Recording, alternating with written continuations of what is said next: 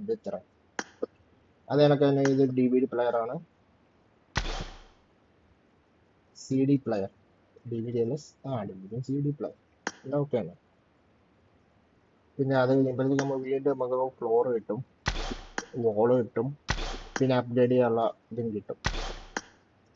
പിന്നെ നമുക്ക് 14ാമത്തെ ലെവൽ വരുമ്പോഴത്തേക്ക് ഇത് കണക്കത്തെ ഒരു വാട്ടർ ഇത് കിട്ടും, വാട്ടർ ഫൗണ്ടൻ, വാട്ടർ ഫൗണ്ടല്ല ഫൗണ്ടൻ. പിന്നെ നമുക്ക് 15ാമത്തെ ലെവൽ വരുമ്പോൾ വീണ്ടും ആ കോയിൻ കിട്ടും.